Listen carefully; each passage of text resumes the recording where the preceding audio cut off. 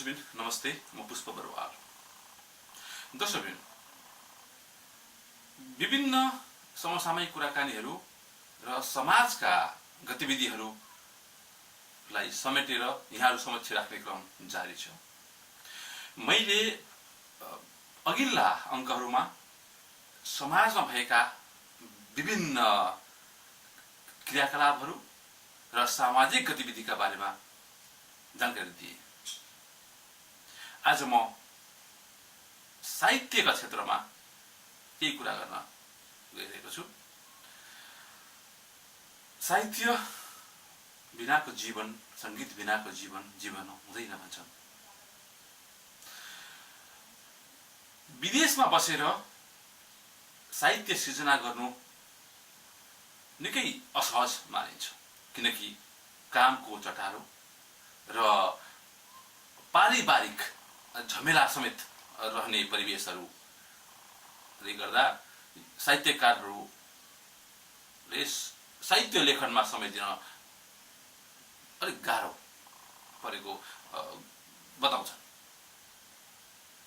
तथापि केही यस्ता व्यक्तित्वहरू पनि हुनुहुन्छ जो निरन्तर रूपमा साहित्य क्षेत्रमा कलम चलाइरहनु भएको छ, प्रवासमा बसेर पनि। आज म युएईमा संयुक्त अरब इमिरेट्समा रहनुभएका एक युवा गजलकार अथवा लोकगीत गायक पनि हुनुहुन्छ उहाँ। म गायक भनेर चाहन्छु, युवा गजलकार र गायक सुरेश राणा, थकित यात्री भन्छन् उहाँलाई। उहाँका बारेमा केही कुरा भन्न चाहन्छु र उहाँसँग केही कुराकानी राख्न चाहन्छु।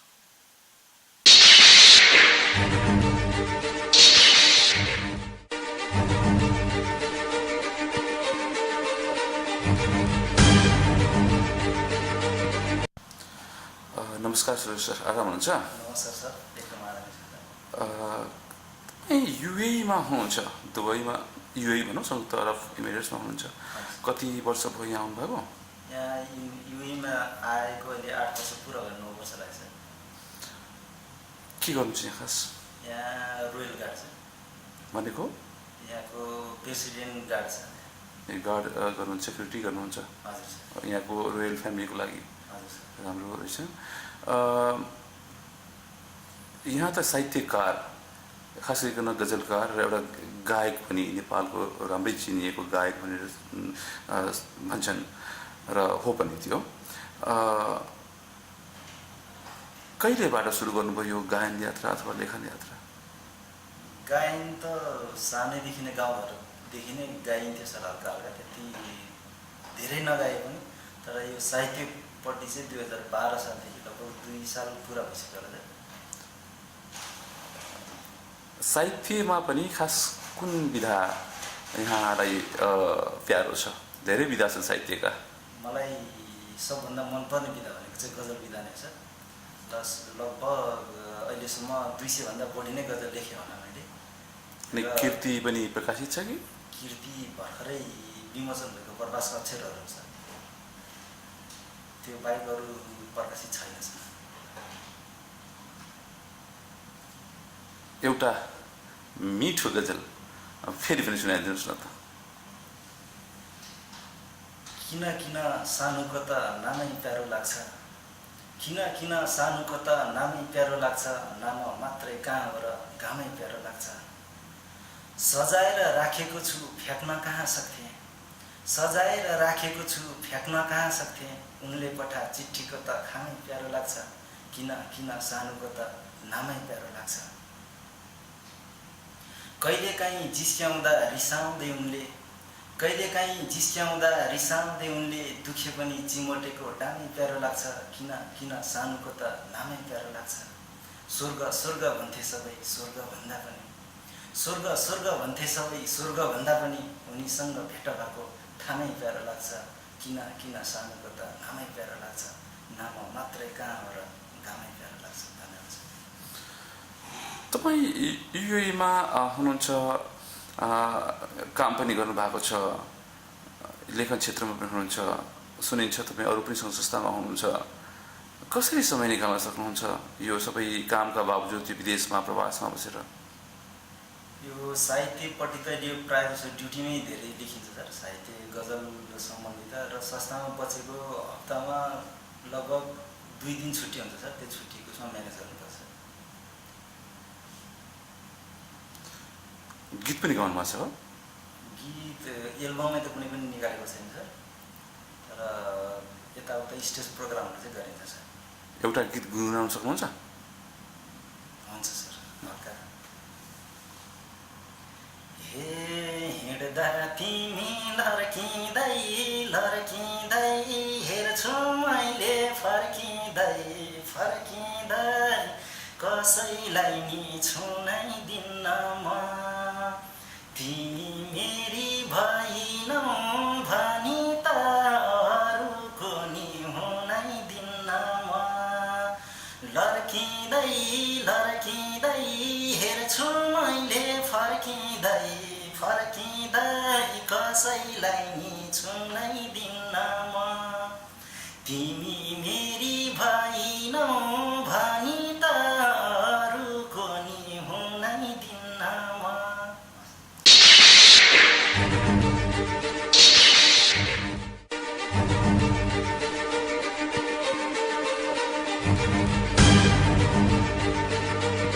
तपाईँको जन्म नेपालमा कहाँ भएको? खास कुन ठाउँमा जन्मिनुभयो, कहाँ हुर्किनुभयो, कस्तो भयो? यो साहित्यिक माहौलमा आउनुभएको छ, जन्मस्थानले पनि अलिकति भौगोलिक अवस्थाले पनि प्रेरित गर्छ भन्छन्। खास यहाँको जन्म कहाँ भयो, कहाँ जन्मिनुभयो? मेरो जन्म चाहिँ गण्डकी अञ्चल गोर्खा जिल्लामा भएको छ। खासै मेरो घरमा चाहिँ साहित्यिक वातावरण चाहिँ थिएन सर, र लगभग गोर्खामा त्यति धेरै साहित्यमा कलम चलाउने मान्छेहरू पनि धेरै कमै छ सर। अहिले भर्खर 20-25 जना पुग्यो होला गजल लेख्ने मान्छेहरू पनि, त्यहाँभन्दा बढी थिएन। खासै गजल साहित्यिक उसमा चाहिँ वातावरणमा चाहिँ भएको होइन सर जन्म चाहिँ। घरमा कोही परिवारहरू त्यस्तो लेखन क्षेत्रमा हुनुहुन्थेन? त्यस्तो कोही पनि हुनुहुन्न सर। कसरी एउटा व्यक्ति स्वाभाविक अथवा अस्वाभाविक रूपमा लेखन क्षेत्रप्रति आकर्षित हुन सक्छ र लेखन क्षेत्रमा कलम चलाउन सक्छ?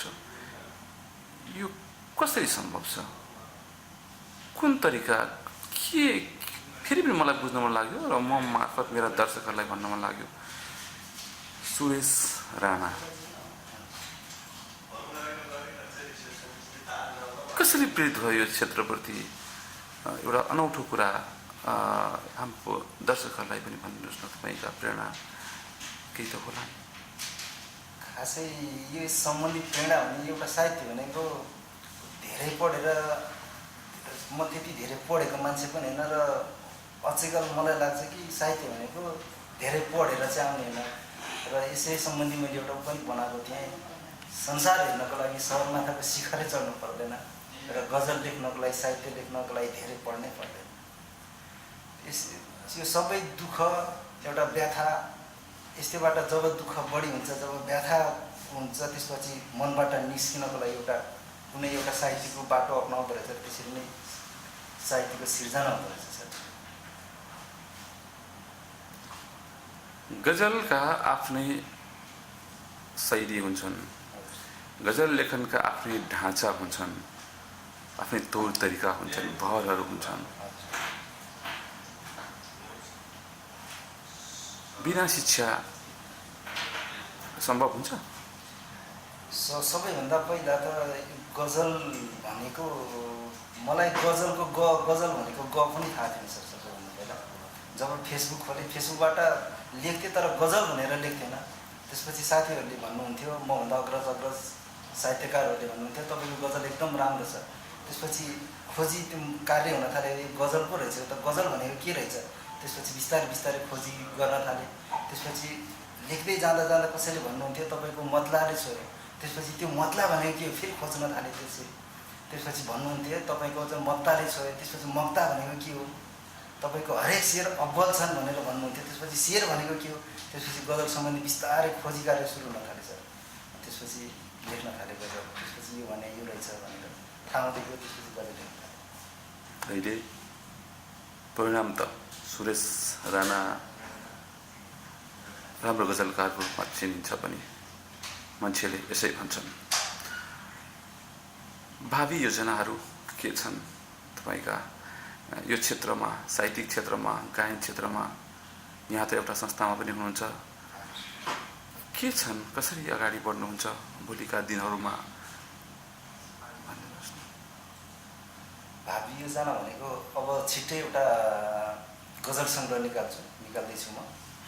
गजल सङ्ग्रह निकाल्दैछु र गजल सम्बन्धी जो मेरो गाउँमा गजल भनेको थाहा छैन त्यो ठाउँमा चाहिँ गजल भनेको यो भनेर शिक्षा दिने, त्यो नै मेरो एउटा योजना छ सर। राम्रो काम, राम्रो सोचाइ मान्छु म यसलाई। एउटा मिठो गजल फेरि पनि सुनाइदिनुहोस् न त। नरुनु है आमा खाडीले खाछ तिम्रो छोरा, नरुनु है आमा खाडीले खाछ तिम्रो छोरा, कसैले नि नपाएको दुःख पाछ तिम्रो छोरा।